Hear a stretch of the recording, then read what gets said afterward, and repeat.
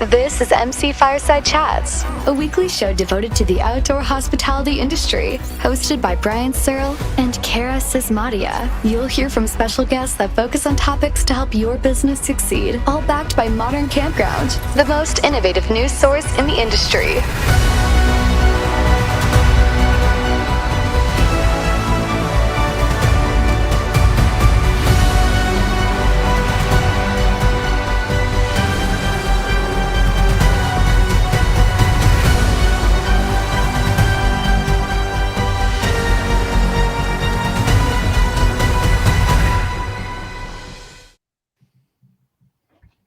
Hi, everyone. Welcome to Modern Campground Fireside Chats. I am not Brian, nor am I Cara, Jenna Silmer, and I am a random special host here today to talk to you all and some amazing guests from just across the campsite industry. If you have heard of me, you might know me from something called Base Camp Outdoor. We are a community for the outdoor industry.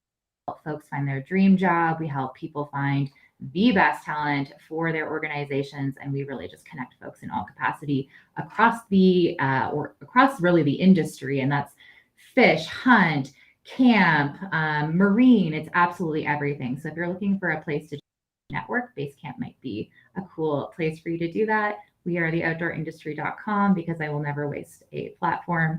But moving on to the important things that Brian told me I had to do. We are sponsored today by Fireside Accounting. And you know what? Scott actually uses Fireside Accounting. So Scott, are you a fan of them? I think that would be the best way to know if anyone else should use them or not.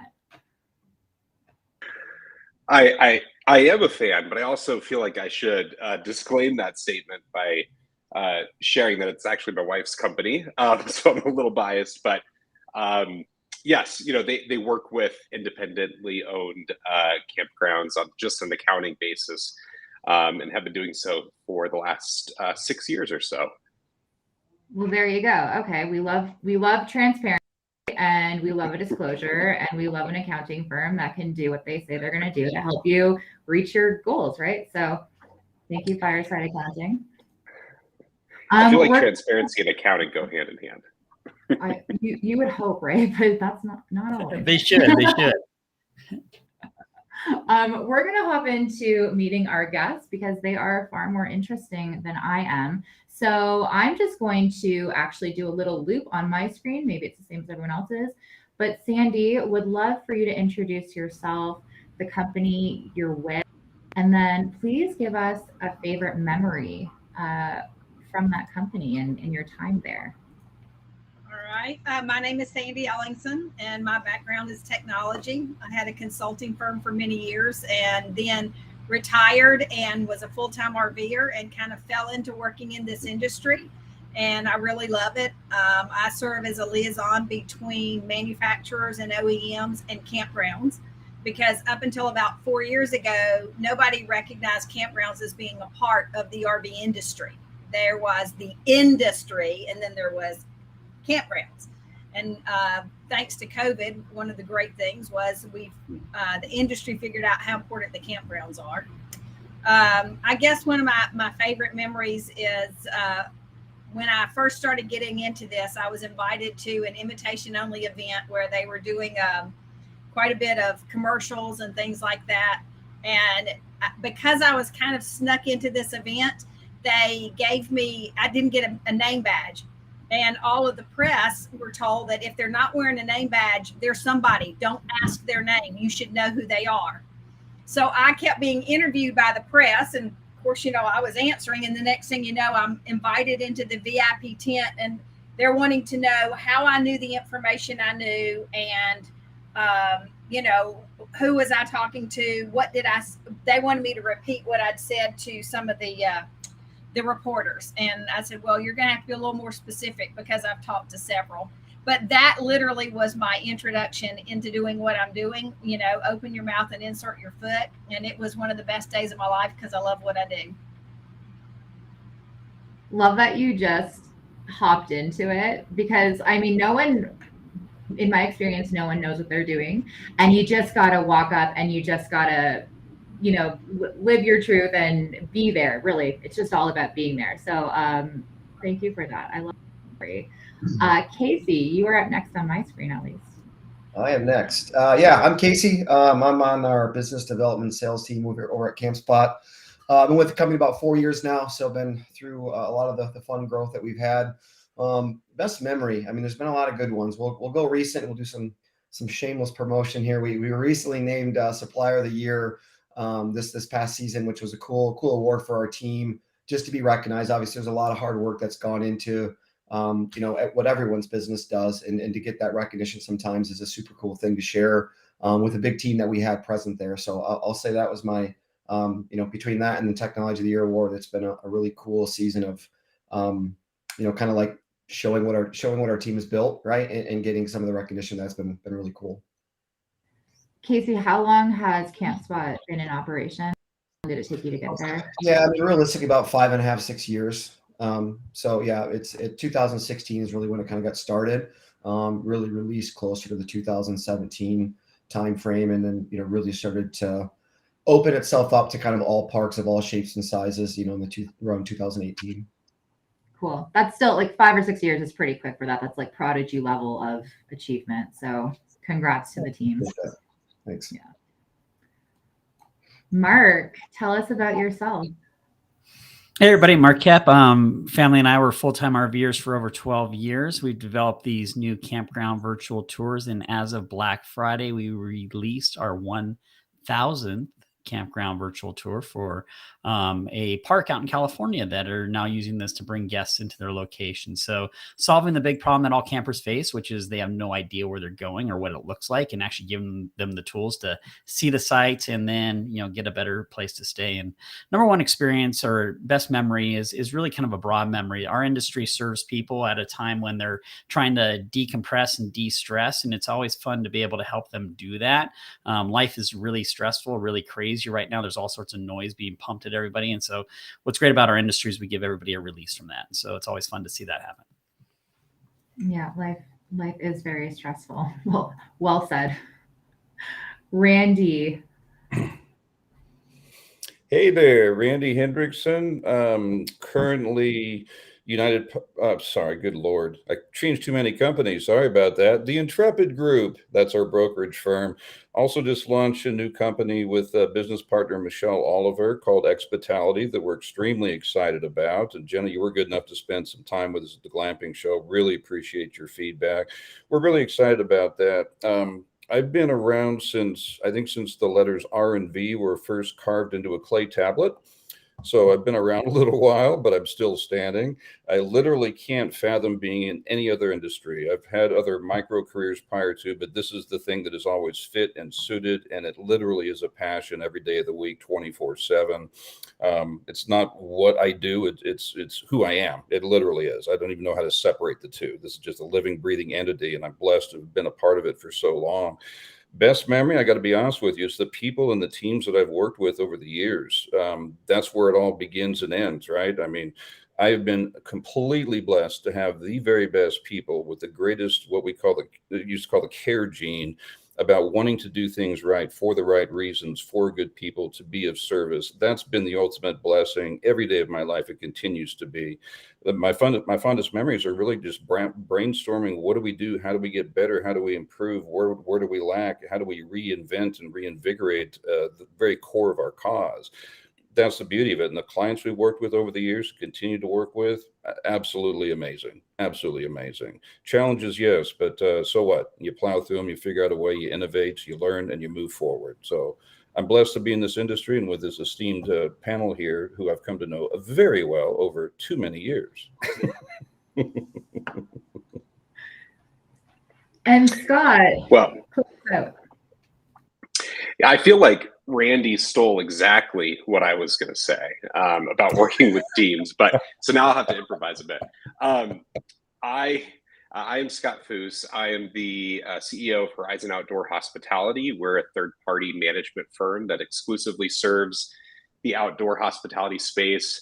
I've been in the business since 2005 and with Horizon since 2011. I'd say my fondest memory, it's hard to pick one over the 11 or 12 years with Horizon. But I think my fondest was when my wife and I sold everything in our possession, bought an RV, and traveled for a year and a half to visit all of our properties that were under management, properties that were aspirational to us as well. We met with our on-site teams and our client partners and our guests, and really got to see our industry, or our side of the industry, from a different perspective, which if anybody that's RV'd before with their wife or their partner full time knows that in itself leaves a lot of memories and challenges and fun times. So we're really incredibly blessed to be in this industry and work with great people. And Scott, since you're here, I'm just going to leave you up for the next line of questioning. Okay, sure. Scott and I met, I think on LinkedIn, but then at the glamping show, I was like, who's here that's cool? I was asking all the people in the booth, and everyone was like, the industry is here. Scott Foos is here, the celebrity of the show. And I just thought it was so great, because you are like, absolutely, you are a celebrity, but you're also just so down to earth. Like, you are so easy to relate to. And another way that we were, chatting was about work and culture. And that's really where my subject matter expertise is. I find it absolutely fascinating. I think that the campground industry is, in one way, like a very traditional and older industry, but in another way, a very burgeoning industry with a lot of opportunity to have leadership in terms of attracting and retaining amazing talent and giving people opportunities to work in what they would consider a dream job. So can you just maybe launch into, you had you're hiring recently, and you had some success, and you attributed those to just kind of being real. Are you able to dive into that for other folks that might be hiring now in the future? Yeah, absolutely. I think for context, we were recently hiring for an HR director position, and we were blown away with the number, literally hundreds of applications within just a few days. And we ended up having to, for my sanity, turn off the job posting for now. And I was really surprised by how many applications we've received. And I think that, while I would like to think Horizon is a special culture, I think it was really more so the success benefited, or was attributed to being able to create a benefits package and a work environment that people would want to spend their time with. I mean, we are here, we've said this from day one as a team, that while we're here for our investors, we're here for our team first. It's our team first, and then our guests, and then our investors and our partners. And I feel that in your time working with the company, you're spending so much time and so much of your life working with them. You should be able to ensure that you're getting way more out of the job than, frankly, what the job is getting out of you. And I feel like by focusing in on that simple premise, we were able to achieve some great results with that hire.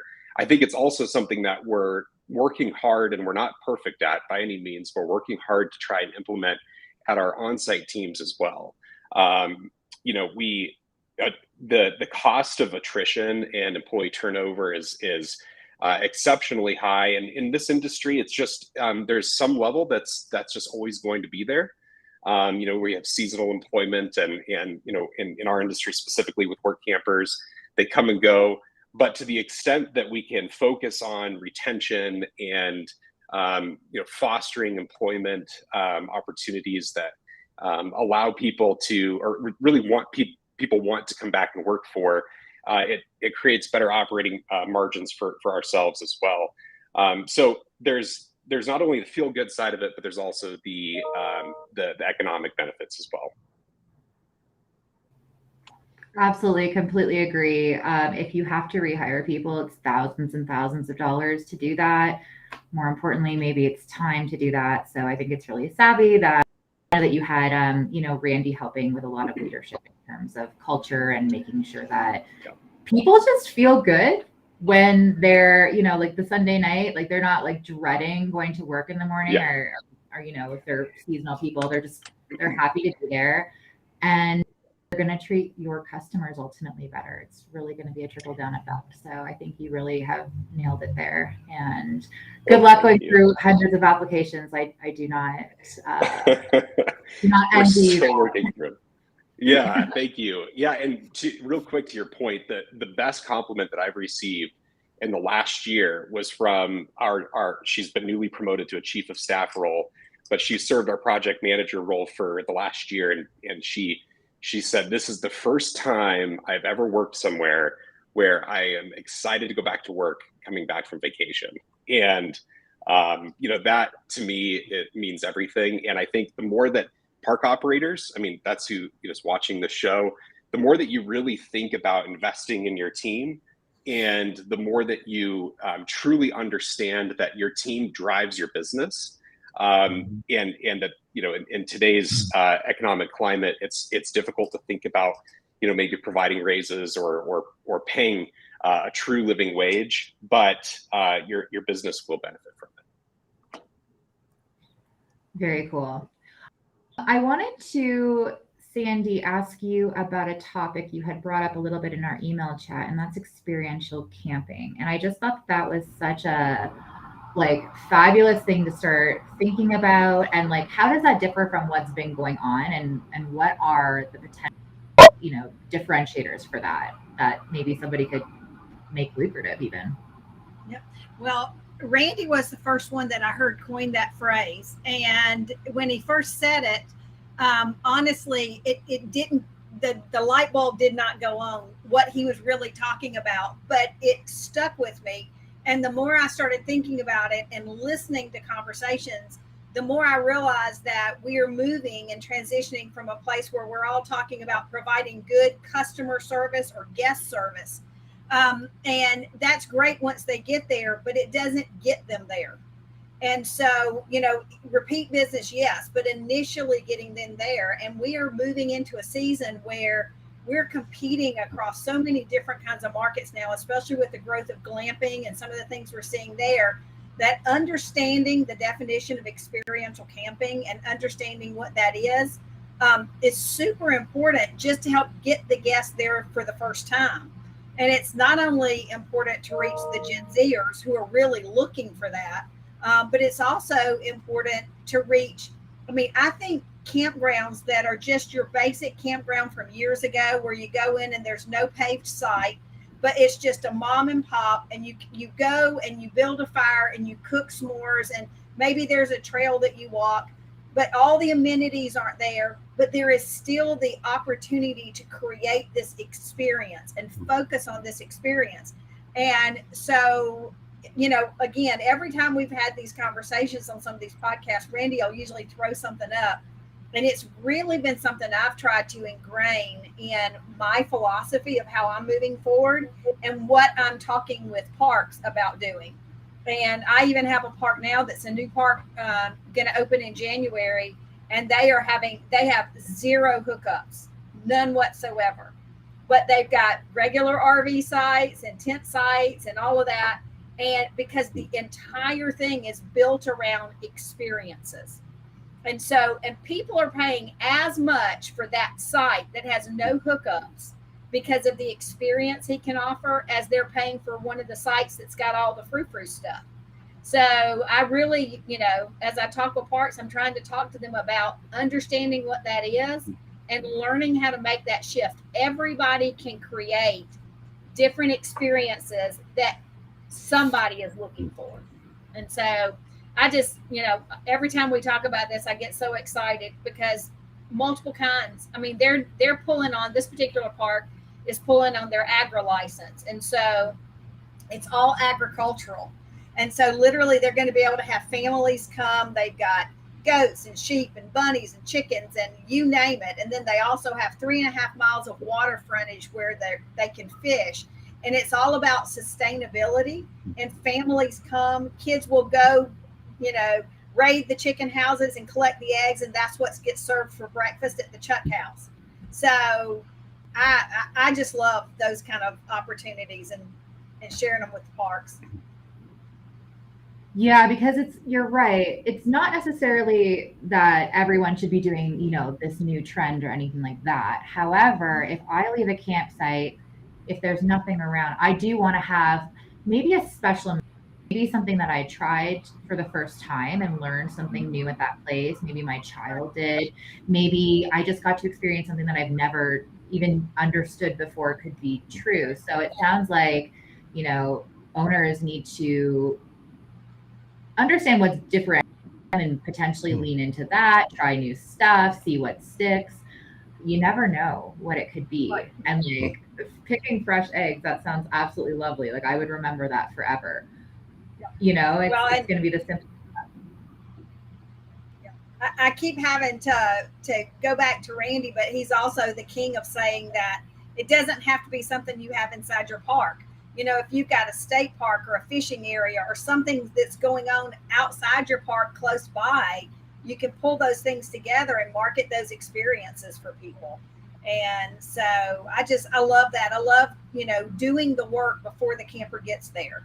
I stay in campgrounds all across the country and I get out and walk. And one of the first things I do when I see a new camper coming in is say, hey, do you know anything about the area? What are the things you like? And that is the best conversation because they'll either say, we don't know a thing about it. And then I get to share everything I know about it. Or they'll say, oh, yeah, we come here every year because we love to go here. And it might be a restaurant or, a hiking trail they do. And those are the kind of conversations I think really add to the value of camping overall.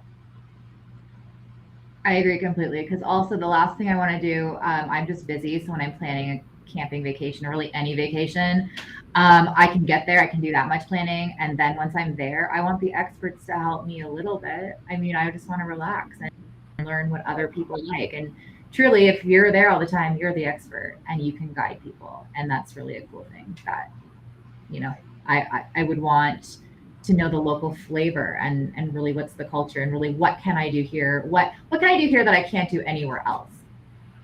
I would like to know when I go places. So thank you. Yeah, I'm going to actually bring Randy up. Randy, do you have any more thoughts on that? I do want to ask you about hospitality and like what gap that's truly filling, but you might have some thoughts on that topic. Yeah, I mean, experiential hospitality has been, I think, what we've all been doing anyway as consumers, as business owners. When you think about it, well, actually, hotel's been doing this for many years. Hotel has really understood experiential travel, experiential stays. When I think of outdoor hospitality, there's from my tenure, there's been a real morphing from RV parks and campgrounds that then took on additional accommodations, became outdoor hospitality. I think experiential hospitality is the next stage of the evolution. What I mean by that is any of us as consumers, if we're contemplating going somewhere for a weekend, it could be a boutique hotel, it could be a marina, it could be a campground. You have an expectation in your mind of what you want to have when you get there, right? So you're at the website, you're viewing the materials, you're seeing what they're saying. Do I picture myself there? When I'm there, what will I be doing? Well, we've been doing this anyway as travelers, if we're adventurers, right? Because we go to a place and we're not necessarily staying there because that's where we intended to negotiate commerce and sleep. We went there because that was a base camp to learn the culture, what's around it, what's in the community, what can I experience? And so really experiential hospitality is if you will, it's almost a simplification of everything that all of us do in this industry. Nobody travels because I think I'll just go spend money somewhere. You're traveling because you want an experience. So it behooves the campground owner, the boutique hotel operator to think, well, if I want to listen to what they want and I want to provide that for them. So I, as the operator, am going to be more keenly aware, as Sandy brought up, external accommodations, right? If I've got a park somewhere and there's a great museum, a great steakhouse, a bike ride to do, there's a hiking trail, it behooves me as a business owner to say, well, you've come and stayed with me. How can I increase that experience for you? Make this a place you remember that provides something significant besides just a place to stay. So the truth of the matter is it's been experiential hospitality since its inception. But what's happening recently, the demographic trends, and we could all cite dozens of articles and studies and hotel operators and glamping operators and what have you that say the same thing. Buyer sentiment is pivoting more towards, I need an experience. If I'm going to spend money, and a good amount of money, by the way, I want to know it's immersive. It involves me. I feel part of it. I want to know the business cares about me and what I want to do. You're going to spend, they are spending the money, and the data all proves that out, but it's got to be more than a place to stay. It's a place to go experience. So it's something that's been near and dear to me for many, many years anyway. I, for one, am just extremely grateful that there's been increased focus from institutional capital and from the consumers to say, you know what, that is why I do this. I want to learn. I want to explore. I want to grow. I want to take something from that that reflects some of me. And it does become something that can really be transparent or transcendent for a lot of guests beyond just, we stayed there. Who cares? What did you do? It's kind of like the why as opposed to the where. The where is where you stay. The why is everything that goes around it. Yeah, I definitely choose like a place to go hiking or a place to, and then I'm like, what campgrounds are around that experience? So you're very right about that. I like that. I'm going to ask you about your new venture in a second because I have a question now for both Mark and Casey. Casey, so Airbnb, they launched an experiences, portion of their website. And I look to Campspot as very similar to Airbnb in a lot of ways. Is that something that you would also consider doing maybe, and almost focusing less on the stay and more of why stay is happening to drive, customers? Yeah, no, I mean, it's a great topic. I mean, obviously for us starting, kind of from square zero, we wanted to get listing the sites and that availability in real time. We wanted to get that portion right? We wanted to be able to embrace a park's rules and their terms and conditions and their, their variable rates and their add-ons, right? So I think for us, the main concentration was obviously having enough inventory to provide a relevant search experience for guests, right? That's the first thing. And the second thing was embracing, really the energy or what we're talking about, the experience to some extent that these campgrounds provide with their images, their descriptions, again, everything that kind of comes along with that outside of just listing a site. But I do kind of see that as really the next wave as far as for that guest experience, right? Because I mean, we really went into this thinking, well, there really isn't a good centralized place to find camping sites, right? There's lodging, there's good areas for that. There's good search for, backyards and things of that sort, but private campgrounds, and as far as to be able to aggregate that type of inventory and show availability, we thought there was a good opportunity there. But to your question, I think absolutely. I mean, I think that is the next phase. Is the way that I kind of look at it is people love filters, right? People love to be able to get themselves to exactly what they're looking for as quickly as possible. And so to me, there's just this open world. If you have the inventory and you have the traffic, okay, now what is it that people are actually intrigued to click on or click through to get to exactly what they're looking for, right? That's kind of one of the initial, sales things that we use when we're talking about our software is like, hey, someone's at your website, they want to click to see what's available. Let's get them to exactly what they're looking for as quickly as possible, right? They're a lot more likely to convert if you can show them exactly the type of inventory that they're interested in, that's going to fit their rig or fit their family, and in the area that they're looking to go camping in. The next wave of that on our marketplace, similar to kind of the Airbnb thing, is, well, what else is going to add to that experience of not only finding that site? And a lot of that would be things like things to do around this area, hikes around this area. And those are all things we're doing from a blogging standpoint to get people like, hey, these are the best campgrounds for hiking in this state, right? And that's bringing them to look at the campgrounds that tie to that. But you could reverse that, right? Someone's looking for a camping experience or looking for a place to go camping. What are the experiences that we could share, kind of reversing that, right? So instead of the experience, bring them into the campground could potentially bring them to the experience. So love the concept of that. It's something that we've been putting a lot of thought into without wanting to cloud up, obviously providing that transaction for the campgrounds, right? Our goal is to make them more money. It's to get them more views on their sites, and it's to get them more traffic and essentially get them more reservations.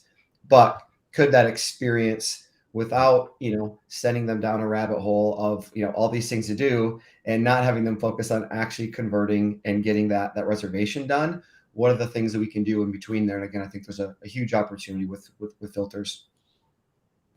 Yeah, for sure. I love that you're like, the business found this. Can we go beyond that and still help our parks? I love that you are absolutely just focused on your client, which is, it's good to know for clients watching.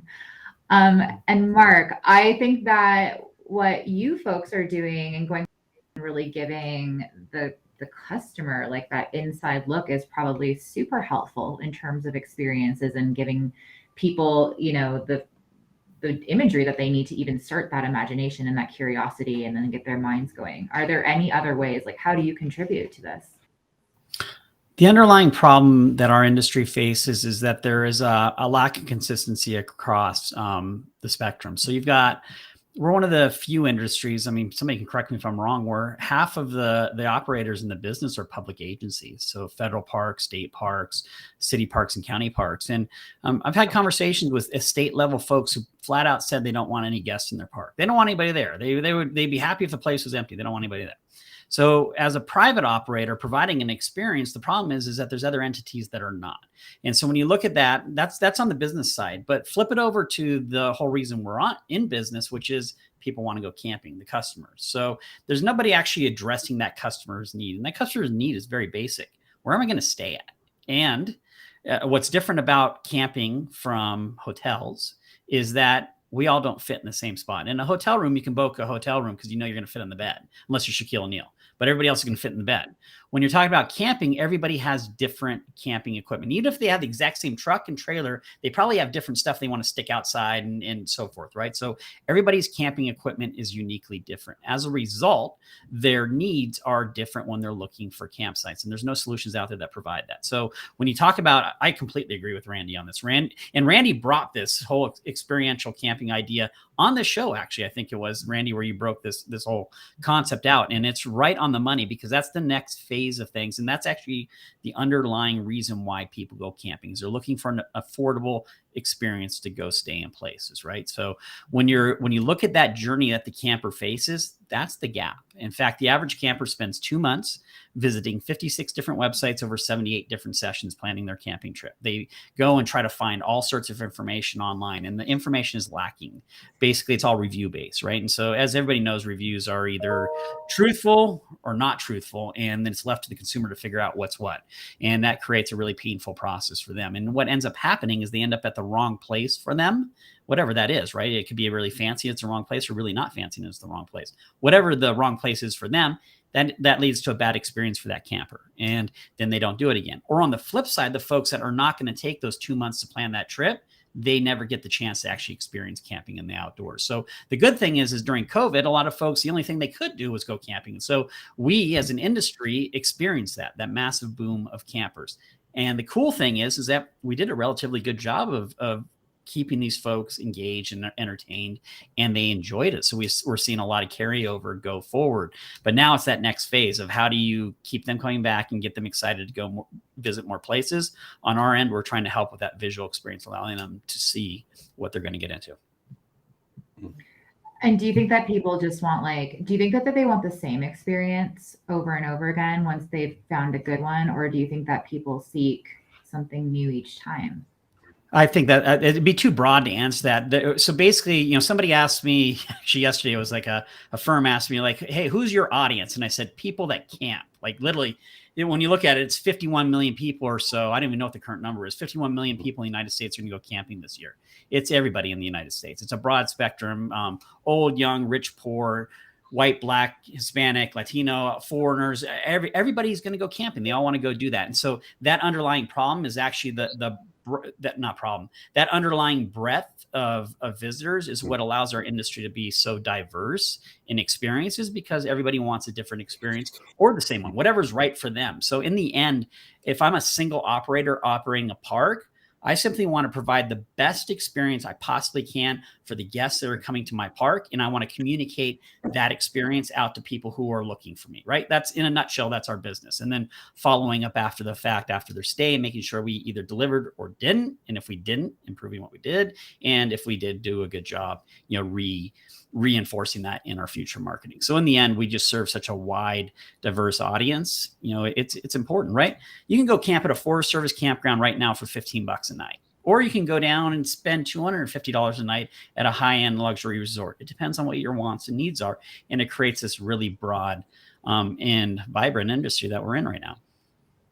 So pictures, obviously important. What else? You just said that you're providing a great experience, but also communicating that experience so people know it exists. Aside from pictures that are really clear and transparent, here's what you get. What can owners be doing to communicate their offering? Oh, wow. That's a really broad topic. So at a basic level, like what Casey mentioned with the blogging, right? At a basic level, that provides a ton of information because it'll get picked up in Google search results. So when somebody's looking for, hiking in Colorado or best campgrounds for hiking near Colorado, those type of things will come up. The problem is as an operator, you need to communicate with your guests in a way that gives them a broad idea of what's there and then maybe dive deeper. Some of the most successful parks I've seen that do this, they actually build out, and they spend a lot of time and a lot of money doing this. They build out a whole portfolio on their website of things you can do in the area. And they do a really good job giving you that information. So what their hook is that people are going to get into their website because they're interested in a campground in that area, but then they give them all these other reasons to do that. Your Airbnb example is exactly that, right? Airbnb knows people are coming in to look for a spot. Now we can sell them experience because they don't have to look for that. They can just sign up for here and get that experience. Think of it as the same idea for a campground. If you're running a park, is you want to provide a turnkey solution for your guests. Make it really easy for them to they don't have to do it, but give them the opportunity to potentially do it because they may not have even thought of it, right? We just stayed at a state park in Florida where on the site of the state park was the old mill that built the fort. And you could hike over to it from your campsite, right? So that's a cool experience. There's no signage at all. I found out about it when we visited the fort and found out that it was there, right? So, it would behoove that park to encourage people to know about that history and know about what's going on. So, details like that. It's not an easy solution, and it's definitely not something you can do with the snap of a finger, but really understanding why your guests are coming there, and listing out. Simplest exercise I encourage people to do at their parks is when somebody checks in at their park, ask them why they're there, right? And just start doing that more and more, and you'll start getting a list of the top 10 reasons why people come into their park, and then you build your content from there. That's a very good thing to say. I would also add to that, a lot of the times that I find places I want to stay, I find it via social media. And so I will just be like, talk on Instagram, wherever I am, and I'll see a random person posting, here's this great experience, this great hike, whatever it was, or maybe just, a glamping place, and it's just beautiful and fabulous, and look how nice it is. And so, of course, you can't do that. It's exhausting to do social media all the time. I recommend everyone get on TikTok. It's an absolute juggernaut if you want to push out what you're doing. But a way easier thing to do is when guests do come, say to them, we would love for you to post on TikTok or on Instagram. And here's exactly how you can tag us, and give them all of the information and push it easily. Cause they're definitely taking pictures and videos. They're definitely getting that content, and asking them to share on your behalf. That one very simple step of just asking can usually work wonders. So if you're strapped for time or cash, that is very free and very easy for folks to do. And I highly recommend it. Scott, are you able to, in this conversation, talk about anything Horizon is doing in particular? Because I know that you're one of the leaders, so would love to hear any insights from your team. I think that Sandy and Randy and Mark and Casey have all hit a lot of really great points. And I don't know that I have a lot to add outside of that, other than, I threw a pitch for them last month, and I'll do it again. But investigating a service called way.co, way.co. They, to Mark's point, if you are creating an experience at your property, it could be on-site or off-site or both. And if it's off-site, that's where I've found, at least from a personal experience with our company and our managed properties, it's really difficult and time consuming to partner with local businesses and find all the best hiking spots and find the best guides. It takes a lot of time. And if you don't do it right, it can just leave kind of a bland taste in your guest's mouth. And so what I really encourage people to do is check out way.co, and it is an expense, but what it does is it allows a property to easily and seamlessly create an experiences page on their website where a guest while they're checking out your property, they can go and they can book a local hiking tour, or kayak rentals through a partner agency that partners with Way.co. Way.co has different package levels, and if you opt for some of the higher packages, they also help to connect with those local guides. And so I'd like to take credit for finding them, but the good folks at AutoCamp, to my knowledge, are some of the first in the outdoor hospitality space that have been utilizing them, and they do an excellent job of integrating it into their individual properties' websites. So I would encourage you to look there. The other thing that we're doing is we're looking into the new year, and again, kind of tying back to what Mark said, is focusing on on-site programming. You don't, through experiential hospitality, you don't always just have to focus on natural amenities that are on-site or off-site. You can also help to create those really unique on-site experiences that guests might not find elsewhere. There's a property we manage, for example, in Bakersfield, and it is in the middle of an orange grove. And like literally there's orange trees between every RV site. And we encourage people to pick the oranges, and you can pick as many as you want. And we have great guest service there. It's a clean property, but you don't ever hear anything about that. All you ever hear about is, I got to pick the oranges off the orange tree at my site. And so being able to focus on what those things are, but then putting it into messaging on your website in a clear, easy way to find is really impactful, and integrating that in with your marketing efforts so that your marketing team is fully aware and integrated with what's going on site, and able to push through your upcoming activities and those things that make your property unique. One thing to maybe add a different layer to that, Scott, that we had a good thread going on earlier this week was we were talking with some different park owners about the guest experience that they were kind of providing, right? Like when they're training their staff, and really the topic kind of came up as far as incentivizing their staff, right? And what they could do, because obviously Campspot, we're always pushing things like, hey, make sure your staff is offering to lock the site. Make sure your staff is offering the different add-ons that you have. And the software that we have obviously kind of navigates that for them to some extent. There's still the act of saying it with confidence, still offering it in some sort of like positive light. And it was a really interesting topic because I know a couple of campgrounds that have had really good success doing this. And the idea was to incentivizing your staff to essentially sell the extra stuff that your park has, right? And make them part of that kind of that goal to drive revenue, to help drive, additional occupancy, things of that sort. And it sparked like a good conversation, because it's like, if you're charging $20 for a lock site, and your entire staff might get $1 for each one that they successfully pitch. Right now, ideally those are getting done online, but it's inevitable that you're going to have some phone calls and things of that sort, or they're getting some sort of percentage of, or a dollar amount of every add-on, every golf cart, every kayak, every hammock. And then that idea of not necessarily hard selling it, but there's some sort of incentive or goal there for them to contribute outside of just kind of going through the motions.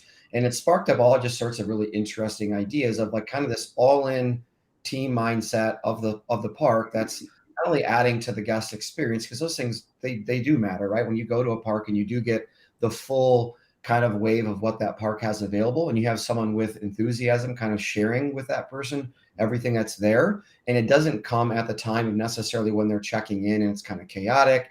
People have been traveling for a little while, they just want to get to their spot, they want to relax. Kids in the car have been complaining the entire time. They're like, okay, I don't want to be sold anything necessarily right now, I just want to get to my spot. But when there's like that level of excitement, right, when you're booking something, that's like the best time of when you're in a great mood, right? Because you're in the spending habit and you're excited about actually making this transaction. And so it just sparked a lot of really cool ideas of saying, like, is there team goals for like your reservation staff or your manager to have, that's going to help you as a park owner significantly drive more revenue and add to that customer experience, but bringing it back to, well, is there ways that we can impact our bottom line revenue by having them be a part of this, by having them being incentivized in some capacity by that. And you don't want to necessarily make it too complicated, or, to where it's something where it's adding a significant amount of admin to like you as a park owner or a manager. But the simple idea of getting buy-in and what's going to kind of add that extra layer, just when you're kind of talking about things of having a culture, having kind of like this, providing this experience, a lot of times that does come from your staff, right? Some owner operators have the ability to kind of do all of that, right? They want to pitch everything their park has, but in some parks you don't have the liberty to do that. You're going to rely on staff to do it. So it's an interesting topic, and I thought it would be somewhat correlating to what Scott was saying earlier as far as hiring and culture, but then also is there a way to kind of incorporate incentivizing naturally what would probably be an hourly position with things that are going to make not only your park more money, but it might make the experience for that guest that much better because they're then kind of giving the full wave of what your park has to offer. And if I could just to layer on even further with Casey, because I think that's super brilliant. And, if we put it into the context of today's economic climate, and, Mark, you had a really great post maybe this morning or last night, I can't remember, in the Facebook group about, RV shipments falling back 8 years. We're moving backwards 8 years in our RV shipments. And Mark had a good point about ensuring that we're doing everything that we can on our side of the business to retain the camping demographic and the strength of camping with the new campers that have come in over the last couple of years, and to ensure that we as a whole, as an industry, are working together to improve the guest experience and ensure that we keep that strength. So on that note, and with what Casey was saying, I think it's more imperative than ever that our on-site teams are feeling charged and responsible and empowered to try to make those guest experience moments really special through delighting guests in ways that could lead to ancillary sales and to help offset their payroll cost. I was meeting with a client last week who said, do we really need site guides? Do we really need to guide every guest to their site upon check-in? Of course, I explained that, yes, we do. And, it's the customer service moment of, cleaning off the table and cleaning the pedestal and showing them that, we really care and we're preparing the site for you. But it's also that opportunity to have firewood at the back of their golf cart and to let them know that you'd be happy to drop by a bag of ice as soon as they get settled in. But maybe think about going one step further in your 2023 planning and bake in a bundle of firewood into your rate.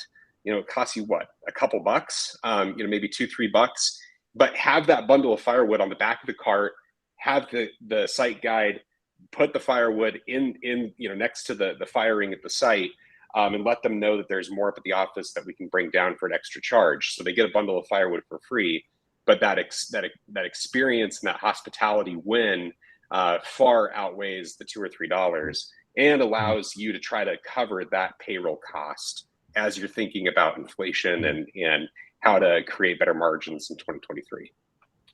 And you think about that, even Scott, I mean, with the thing of firewood, it's such a great gesture, right?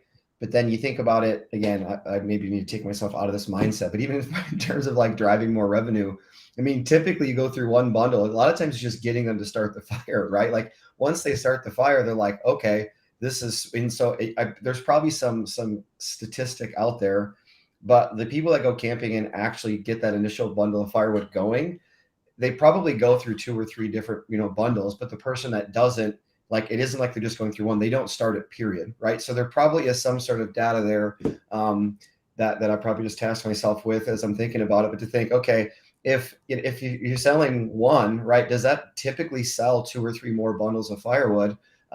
Simply because, it's the fire started, right? You don't want to go out, the conversation's going well, or the next evening you're like, yep, let's run this back again. Or, you still have some s'mores left or whatever the case is. So naturally you're going to need to get another fire going. So yeah, it is. That's a great thought as far as on, I wasn't even thinking along those lines as far as providing something for free. I was thinking, let's incentivize the staff to sell that first one, but maybe by giving that first one, it's going to sell you 2 or 3 more bundles of firewood. And maybe you raise the cost of your firewood 50 cents to cover that because you're going to sell 2 or 3 on average anyway. So yeah, that's a great thought.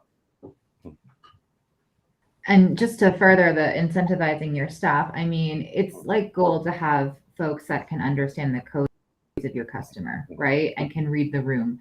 And I am a huge advocate for paying people what they're worth. Of course, if you follow me anywhere, you will get that message. But of course, there's also budgets. And so if you can't pay someone more, something savvy to do might be to say, hey, can I get you some professional, maybe the sales domain, or can we help enrich your skills in these areas? So not only will they be, helping your bottom line, but your staff will feel really, taken care of and invested in, and they will want to do even more for you. So anytime you can up level the skills of your staff and help them understand, like, hey, like maybe if you see people with kids coming in, yeah, they might want this, and this based on, other people with kids coming in. Or if you see a couple, hey, they might be having a romantic evening, like don't assume, but be ready with some suggestions for people. Maybe advance as well, like you said, like, why are you here today? Have you been here before? Are you celebrating something? And then help really guide them. Any mental load you can take off of me as a person on vacation, I will love it. And again, a smile goes a long way.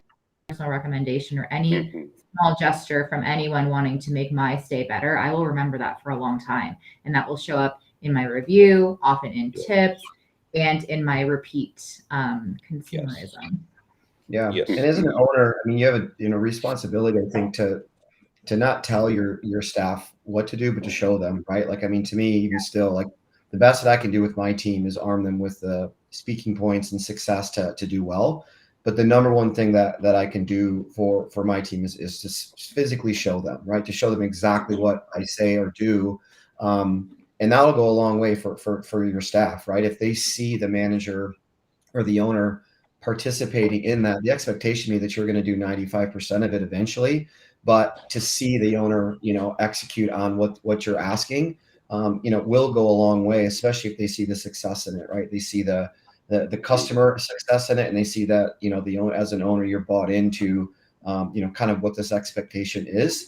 That will go a long way, and just again show them the way, show them what the expectation is, and them seeing that, every new staff seeing that. It's interesting because even if you trust someone to do it a certain way, we learn this as we come back, like on the sales side, every few months we'll go into one of our own team's demos, right, and just hear just how things might just sway a little bit different for each person. And it's really eye-opening for our entire team still to kind of hear how they're doing things differently now, right? Things are being said a little bit different just because everyone kind of has their own way. And there's the good of that, but then there's also like, well, let's get back to like what our core is, right? And so as an owner, if it's, 2 or 3 different people down now training the staff, is it exactly as you pictured it, right? Are they saying exactly what you want being said? Is that experience exactly how you've written it or had it in your mind? And unless you're kind of checking in on that on a weekly or monthly or quarterly basis, it might not be. So it might be food for thought. Hey, Casey, you want to jump in on that? Jen, if you don't mind. I would love for you to. And if Sandy, if you have thoughts after Randy, I'd love for you to hop in too before we close out, because this is a cool topic. I'm going to go as quickly as I humanly can because I know we're running out of time here. So I don't want to make this a completely shameless pitch, but everything we've been talking about today is exactly why Michelle Oliver and I formed Expitality. Okay, so very, very briefly, Michelle and I have known each other for years, but only recently started to really start talking about what each other does. She has an experiential hospitality background. She really ran an RV resort, concert venue, restaurant, and she was like the whole community. She was the community for this property. So she and I began talking about some of the things that we think are missing in the current environment. And we came up with this Expitality. Expitality is basically, it's called a portmanteau, but it's basically the beginning of one word, the end of an X. So experiential hospitality, mash them together, it's Expitality. So a very, very quick example of this. Jenna, you're the host of this show and we're your guests. If you had put out a survey saying, rate your career, 5, well, how satisfied are you with your career? 5. You just have data. Data doesn't create data, people create data. So what we've just done here is shared our experience, right, with you. Now you have something that says, now I understand who they are, what they've done, why it matters, what's important to them. When you go through your 4s and 5s, you have 4s and 5s, but you miss the entire context. So what Expitality aims to do, what we are doing on my way to Arizona right now with Michelle for our first client, is to humanize that whole process. So when you're creating a brand and you have a brand and you're creating experiences for your guests, look what happens there. It kind of goes top down. You start with who we are, what's our brand message, and we want them to experience that when they get there. If you give them a survey and they send you fives, you have data. How did they feel about it? So when Michelle is out amongst guests and owners talking to them about you start thinking about this trip, you imagine yourself there, you wonder what it'd be like, you got here, what was that like? What happens as a result of that is we can take conversations that are videotaped. They can use them as marketing collateral on their site if they'd like to. It's all theirs to own. They own the content. But when we present our findings to the owner or the manager and say, you've said this in your brand, your guests have actually told us that you missed on family friendly, but we loved the whole aesthetic. We loved the community engagement. So we can tell you what they're actually saying about how they felt about the stay, then go back to the people crafting the brand and say, here's some what we call experiential intelligence. The guests are actually telling us this as an objective third party. If you're a staff member, it looks like a commercial. If it's a third party like Expitality, it's objective questions and data. We call it experiential intelligence because it isn't data we give you, it's intelligence. But that intelligence goes back to your brand to help drive your message. So now your branding team can go back and say, we totally missed this. They're all about the jacuzzi. We never even talk about it. They don't think we're family friendly. You can't imagine you can imagine what your brand is supposed to be. Then you hope for the best. Surveys can't tell you how your brand management is working. They just can't do it. Experiential conversations and relaying those findings is the way to get there. So Michelle and I both feel very strongly. We spent a lot of time thinking this whole thing through.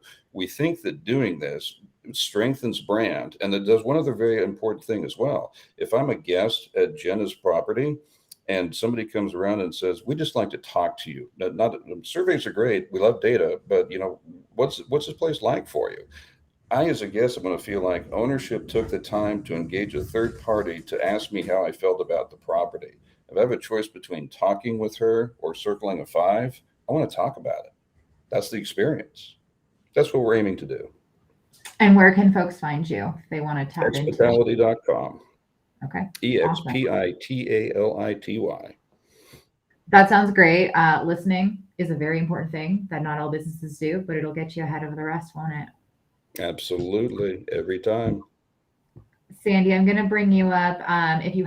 We're just running out of time, unfortunately. If you have any thoughts about experiential camping, if not, just like what you're up to, how folks can find you and tap into that. So shameless promotion time. Well, I have more than I can do, so I don't need shameless promotion. But what I do want to say that I think encapsulates the conversation is, in a career, struggle ends when gratitude begins. And I think that what Scott is doing, that I love every time I hear him talk, is he is creating an environment where people are thankful to have that job. And that transcends across jobs into our camping experiences. And so when people are so thankful they got a chance to come to the park because of the way they were treated or what they got to do, then that's when we can stop struggling and we can keep enjoying what we do. It's the other thing I love about this group. I think everybody in the group is here because they passionately love what they're doing, and they would do it whether they got paid or not. So that's kind of what I really try to give back to my customers and help them live out.